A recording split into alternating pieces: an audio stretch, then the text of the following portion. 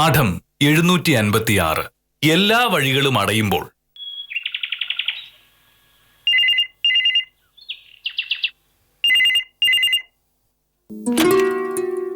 Hello, അതെ. നമസ്കാരം sir. എന്താ രാവിലെ? ഇന്നോ? അയ്യോ, ഇന്ന് ചെറിയ ബുദ്ധിമുട്ടുണ്ട് സാർ. വേറൊന്നുമല്ല, എൻ്റെ അമ്മാവനും അമ്മായും വന്നിട്ടുണ്ട്. അവര് ഡൽഹിയിലായിരുന്നു. അതെ, ഒരാഴ്ച ഇവിടെ തങ്ങാനാണ് സാധ്യത. അതുകൊണ്ട് രാവിലെ താലൂക്ക് ഓഫീസിലേക്ക് വരാൻ ചെറിയ പ്രയാസമുണ്ട്. ഞാൻ ഉച്ചയ്ക്ക് വന്നാൽ മതിയോ സാർ?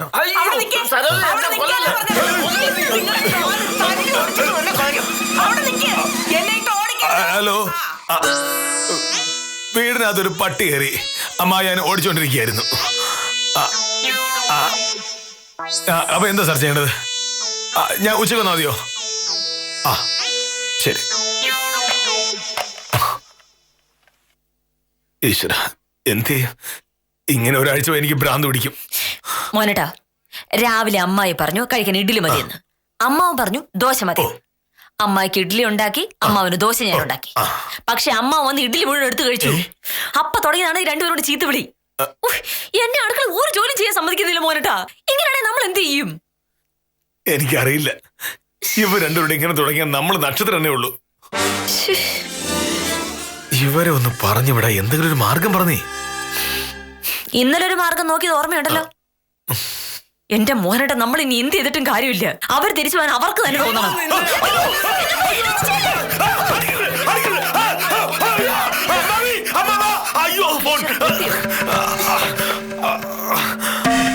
ഈ സ്വഭാവം വെച്ച് 10-30 കൊല്ലം ഡൽഹി അവർ കഴിഞ്ഞതിനാണ് ഞാൻ കരുതുന്നേ.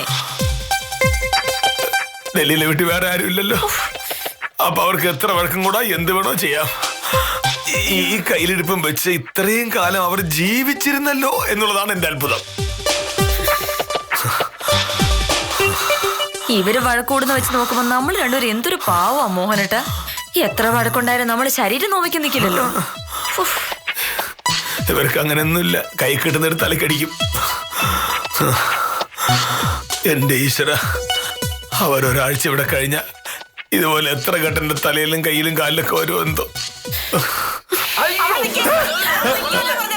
അവിടെ നടിക്കട്ടെ.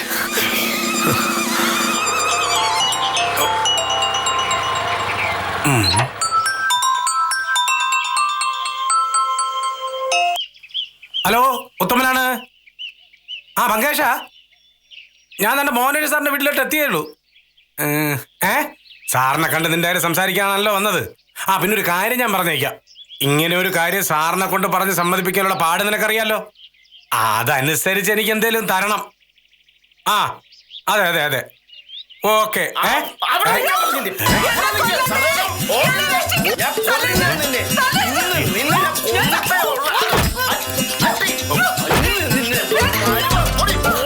ഇങ്ങോട്ടാണല്ലോ. എന്നെ അടിക്കരുത്, വണ്ടി അടിക്കരുത്. വണ്ടിയുടെ സീസ് തീർന്നിട്ടില്ല. ഇവർക്ക് രണ്ടുപേർക്കും ഭ്രാന്താണ്.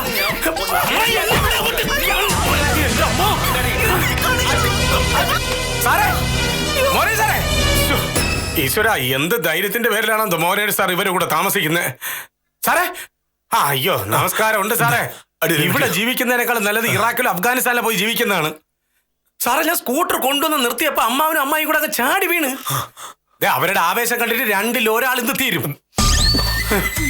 ഒന്നും പറഞ്ഞൊത്തുമാ, എന്റെ മനസ്സമാനം നഷ്ടപ്പെട്ട ദിവസങ്ങളായി. ഇങ്ങനെ നീ വീട്ടിൽ ജീവിക്കാൻ പറ്റില്ല. ഊളം പറയല്ലോ, കുതിരവട്ടത്ത് ഒരാഴ്ച കിടന്ന ഇത്രയും പേടിക്കാനില്ല. അവിടെ ഉള്ളവർക്ക് കുറച്ചുകൂടി പേരുണ്ടല്ലോ. നേരം വെളുത്തപ്പോ തുടങ്ങിയ വഴക്കാണ് ഉത്തമത്. കുറെ നേരം അമ്മാവൻ അമ്മായി ഓടിക്കും, അത് കഴിയുമ്പോ അമ്മായി അമ്മാവൻ ഓടിക്കും. ഇപ്പൊ കയ്യിലിരിക്കുന്നു വലിയൊരു തടി കഷ്ണവും. അത് വെച്ച് തലക്കിട്ടെങ്ങാനും ഒന്ന് കിട്ടിയാ കണ്ടല്ലോ മോനേട്ടന്റെ അവസ്ഥ. സാറേ, ഇവരിങ്ങനെ തുടങ്ങി കഴിഞ്ഞ് എന്ത് ധൈര്യത്തിൽ സാർ ഇവിടെ താമസിക്കും? എന്തെങ്കിലും ഒരു പരിഹാരം വേണ്ടേ?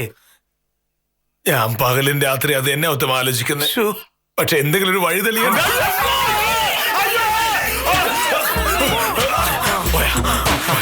സാറേ, ചെറിയ മാറ്റമുണ്ട്.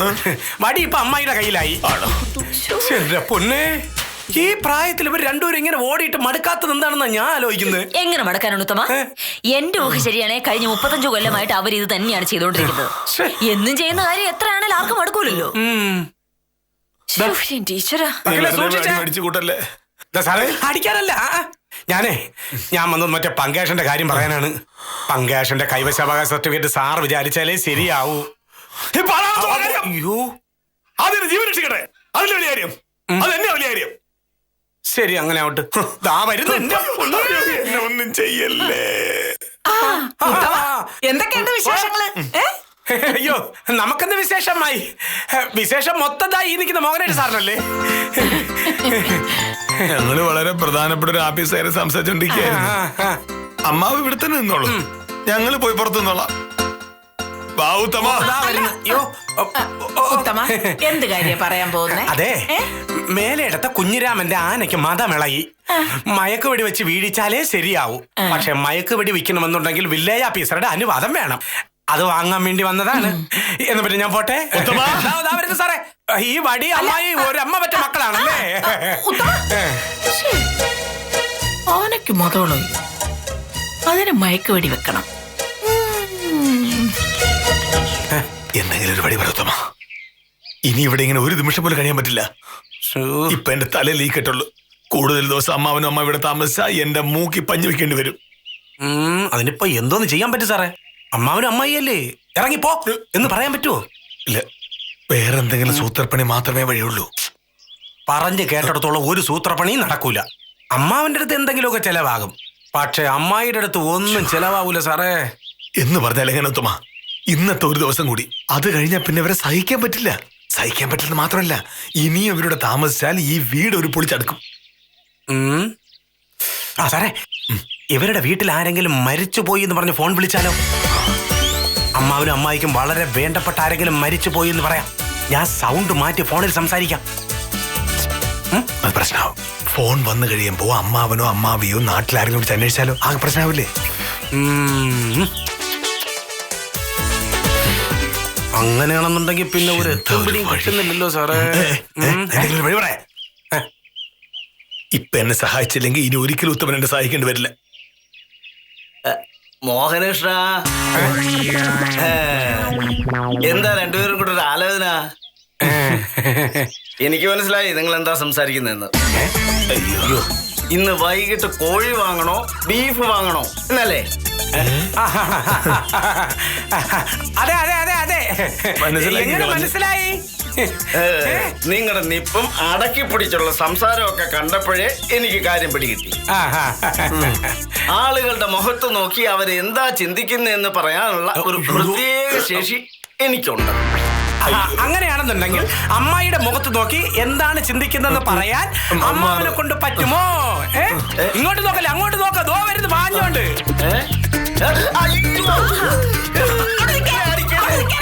ഇവർ എത്രയും പെട്ടെന്ന് ഇവിടുന്ന് പറഞ്ഞു വിടുന്നതാണ് ബുദ്ധി. ഇല്ലെങ്കിൽ തിരിച്ചു പോകാൻ ഇവർ രണ്ടിൽ ഒരാളെ കാണും. എന്തെങ്കിലും വഴി പറയൂ. നേരായ വഴിക്കൊന്നിനി പോയിട്ട് കാര്യമില്ല. ഏതെങ്കിലും വളഞ്ഞ വഴി നോക്കിയേ നിവർത്തിയുള്ളൂ. എത്ര വളഞ്ഞ വഴിയാലും കുഴപ്പമില്ല. ഒരു ബുദ്ധി എന്റെ തലേ തെളിയുന്നുണ്ട്. അമ്മാവനും അമ്മായിയും ദൈവവിശ്വാസികളാണോ? പ്രാർത്ഥിക്കാനോ ഉപദേശിക്കാനാണോ? അതുകൊണ്ടൊന്നും ഒരു കാര്യമില്ല. പ്രാർത്ഥിക്കാനും ഉപദേശിക്കാനൊന്നും അല്ല. ദൈവവിശ്വാസികളാണെങ്കിൽ പ്രേതത്തിലും വിശ്വാസം കാണും.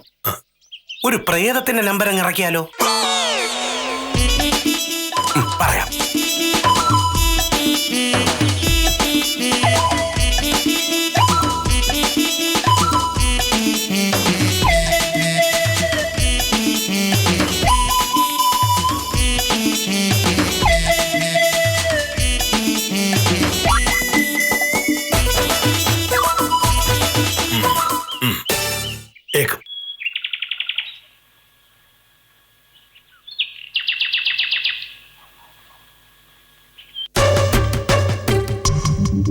മോഹനേഷ് സാറിന്റെ അമ്മാവനും അമ്മായിയും വീട്ടിൽ തന്നെ ഉണ്ടോ ശിശുപാലൻ ചേട്ടാ? അതോ അവര് പോയോ? പോയിട്ടൊന്നുമില്ല. ഇന്ന് രാവിലെ ഞാൻ സാറിനെ ഫോൺ ചെയ്തപ്പോഴേ അമ്മാവനാ ഫോൺ എടുത്ത്. പേര് പറഞ്ഞ് പരിചയപ്പെട്ടപ്പോ എന്നൊരൊറ്റ വരട്ടാ. ആപ്പീസ് കാര്യമൊക്കെ ആപ്പീസിൽ മതി, വെറുതെ വീട്ടിലേക്ക് വിളിച്ച് പ്രശ്നം ഉണ്ടാക്കരുതെന്ന്. എന്തായാലും ഇങ്ങനെ ഒരു അബദ്ധം മോഹനേഷ സാറിന് ഈ ആയുസിൽ പറ്റിയിട്ടുണ്ടാവില്ല. നമ്മളെയൊക്കെ വരച്ച വരെ നിർത്തി ശീലിപ്പിച്ചല്ലേ. ഇപ്പൊ എന്തായി? ശിശുപാലൻ ചേട്ടാ, ഈ അമ്മാവനും അമ്മായിയും ഉടനെ എങ്ങാനും പോവോ അതോ ഇവിടെയൊക്കെ തന്നെ കാണോ? 1-2 ആഴ്ച അവരിവിടെ ഉണ്ടെങ്കിൽ മോഹനേഷ് സാറിന്റെ 16 അടി യന്ത്രം ഉണ്ടാവും. അത്രയ്ക്ക് കുഴപ്പം പിടിച്ച അമ്മാവനും അമ്മായിയും പലതരം അമ്മാവന്മാരെ പറ്റി അമ്മായിമാരെ പറ്റി കേട്ടിട്ടുണ്ട്. പക്ഷെ ഇതൊരു ഭയങ്കര അമ്മാവനും അമ്മായി അമ്മയായി പോയി. ദേഷ്യം വരുമ്പോ കൈ കിട്ടുന്ന തടിക്കഷ്ണം എടുത്ത് ഭർത്താവിന്റെ തലക്കടിക്കുന്ന സ്ത്രീ എന്ത് സ്ത്രീയാ? തടിക്കഷ്ണത്തിന്റെ സ്ഥാനത്ത് വല്ല വെട്ടുകത്തി അരിവാളായിരുന്നെങ്കിലോ. എങ്കിൽ പിന്നെ നമുക്ക് പുതിയൊരു വില്ലേജ് ഓഫീസർ വന്നേ.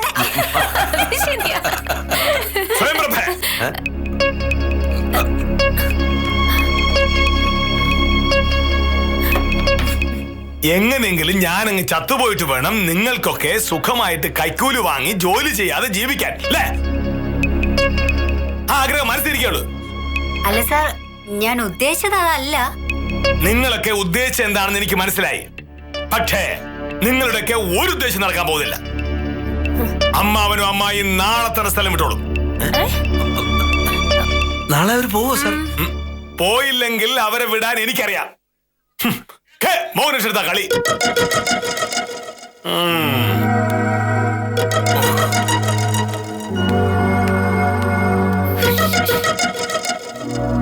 അവർ സ്വന്തം ഇഷ്ടപ്രകാരം പോവുകയില്ല എന്നുള്ള കാര്യം ഉറപ്പാ.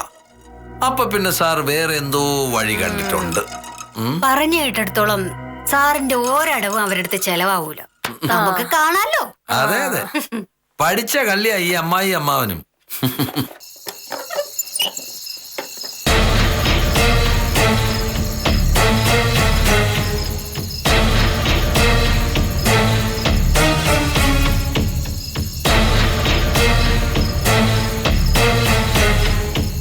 ആരാ? ഒരു വഴിപോക്കനാ. അത് കൊള്ളാലോ. രാത്രി വഴിപോക്കൻ വീടിന്റെ മുറ്റത്ത് കയറി നിൽക്കുന്നത് എവിടുത്തെ മര്യാദയാ? മോഹനേഷ് സാറിനെ ഒന്ന് കാണണം. ഈ രാത്രിയില്? നീ പോയിട്ട് നാളെ വാ. എനിക്ക് സാറിനെ കണ്ടേ പറ്റൂ. അത് കൊള്ളാലോ. അത്യാവശ്യ കാര്യ.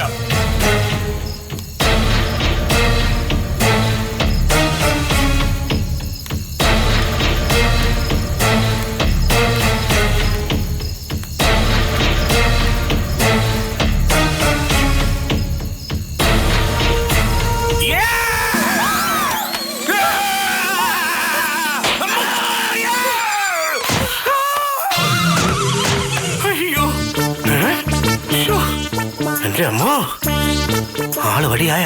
ഈശ്വര, ആള് തട്ടിപ്പോയാ നാളെ ജാമ്യം എടുക്കാൻ ഈ വീട്ടിൽ തന്നെ വരണമല്ല. അയ്യോ, കിളവി ചെവിക്കല്ലി അടിച്ച് തകർത്ത് കളഞ്ഞു. കുഞ്ഞ് ആരെങ്കിലും കാണുമോ?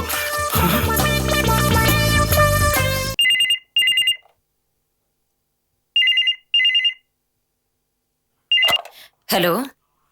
ആ വിദ്യ, പറ. ഞാൻ നിന്നെ അങ്ങോട്ട് വിളിക്കാതിരിക്കായിരുന്നു. ദിവാകരൻ ചേട്ടൻ കേസിന്റെ ഫയല് എൻ്റെ ഇരിക്കായിരുന്നല്ലോ. ഞാനത് ആരുടെയും കൈ കൊടുത്തുവിടാം. അതുകൊണ്ടൊന്നുമല്ല. അമ്മാവനമ്മായും പോകാൻ ഇറങ്ങുക. അവരെ യാത്ര അയച്ചിട്ടേ എനിക്കിവിടുന്ന് ഇറങ്ങാൻ പറ്റുള്ളൂ. അതൊരു വലിയ കഥയാ മോളെ. നേരിട്ട് കാണാൻ പറയാം. ഈ വീട്ടിൽ ഇന്നലെ എന്തോ സംഭവിച്ചിട്ടുണ്ട്. പക്ഷെ അതെന്താണെന്ന് മാത്രം എനിക്ക് നിശ്ചയമില്ല. എന്തായാലും ഞാൻ നിന്നെ കുറച്ച് കഴിഞ്ഞിട്ട് വിളിക്കാം. ശരി.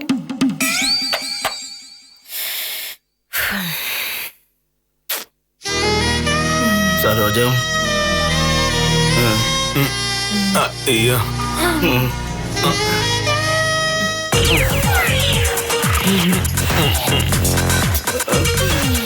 സരോജം,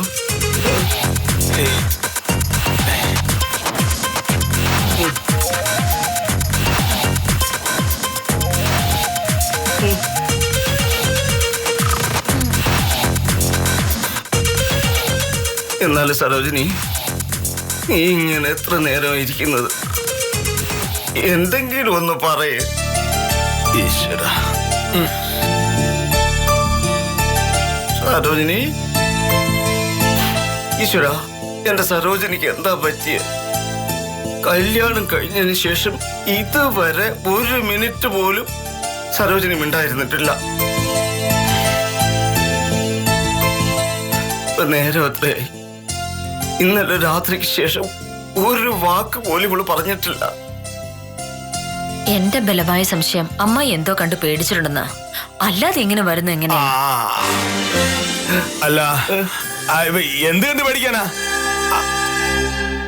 നമ്മൾ എത്ര നാളെ ഇവിടെ താമസിക്കുന്നു? ഇതുവരെ നമ്മളാരും ഒന്നും കണ്ടിട്ടില്ലല്ലോ. സരോജിനി, നീ എന്തെങ്കിലും ഒന്നും പറയേ. നിന്റെ ചീത്ത വിളി കേൾക്കാതെ എത്ര നേരമൊന്നും പറഞ്ഞ ഞാൻ ഇങ്ങനെ ഇരിക്കുന്നേ.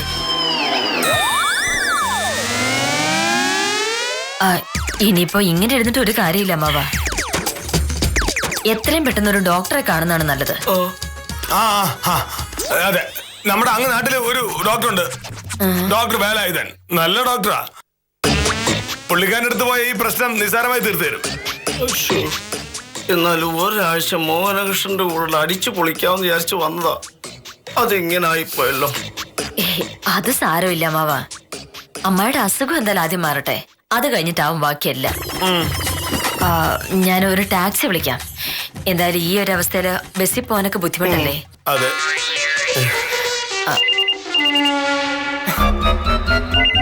ഞാനതൊന്ന് എടുത്തോട്ടെ.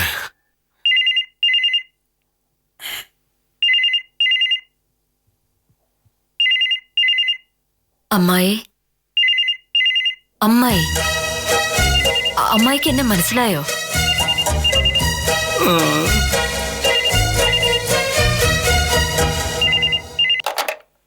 ഹലോ സാറേ, ഞാനാണ് ഉത്തമൻ.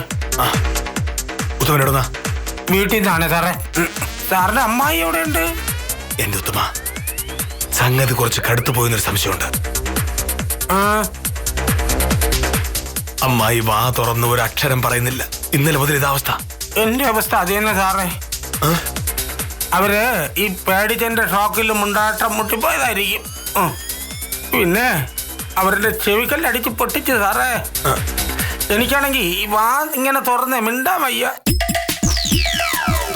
പാമയ്ക്ക് ഇതുവരെ സംശയമൊന്നുമില്ല. ഇത് നമ്മുടെ ഒരു ഏർപ്പാടാണെന്ന് അവൾ അറിഞ്ഞാൽ അവൾ പ്രശ്നം ഉണ്ടാക്കും. ഇനിയിപ്പോ ആരറിയാം സാറേ. എത്രയും പെട്ടെന്ന് ഒരു വണ്ടി വിളിച്ച് അമ്മാവിനെ പാക്ക് ചെയ്ത് വിട്. ഈ പേടിച്ചെന്റെ ഷോക്ക് മാറുമ്പോഴേ ഈ അമ്മായി ശരിയായിക്കോളും. എന്നാലും പേടിപ്പിക്കുന്നു പറഞ്ഞപ്പോ ഇങ്ങനെ പേടിപ്പിക്കുന്ന ഞാൻ കരുതിയില്ല. ഇതൊരു ഭയങ്കര പേടിപ്പിക്കലായിപ്പോയി. അതിപ്പം വേഷം കെട്ടി പേടിപ്പിക്കുമ്പോ ഇങ്ങനെ കുറച്ചായിട്ട് പേടിപ്പിക്കാൻ പറ്റുമോ? എന്തായാലും പ്രശ്നമൊന്നും ഉണ്ടാവില്ലെന്ന് കരുതാല്ലേ? അമ്മാവനും അമ്മായിയും പോയതിനു ശേഷം ഞാൻ ഉത്തരം വിളിക്കാം. ഇനിയിപ്പം വിളിക്കാനൊന്നും നിൽക്കണില്ല. ഞാൻ ഈ ഫോണ് സ്വിച്ച് ഓഫ് ചെയ്യാൻ പോവുക. സംസാരിക്കുമ്പോ ഈ ഇടത് സൈഡ് മൊത്തത്തിൽ ഒരു പൊളച്ചില്. എന്തൊരടി സാറേ ആ കിളവി അടിച്ചത്. അവര് പണ്ട് കരോട്ടായിരുന്ന സാറേ. കരത്തെ അല്ല, കരാട്ടെ. അതിന്റെ ഇടയിൽ ഇനി തിരുത്താന്നില്ല. അയ്യോ, അപ്പൊ ശരി സാറേ. ശരി.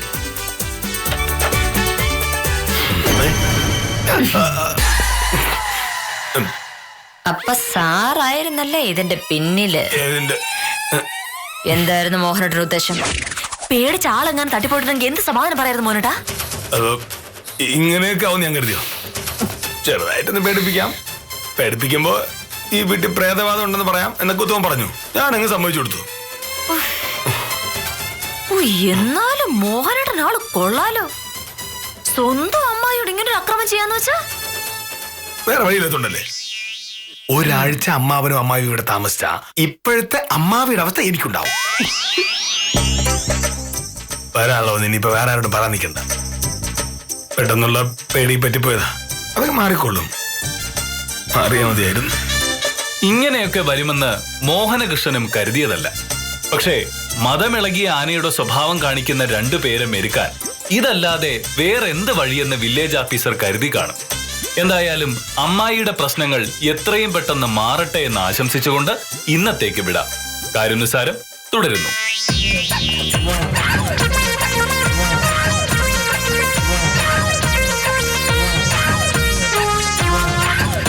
പകരത്തിന് പകരം എന്നതാണ് ശാസ്ത്രം.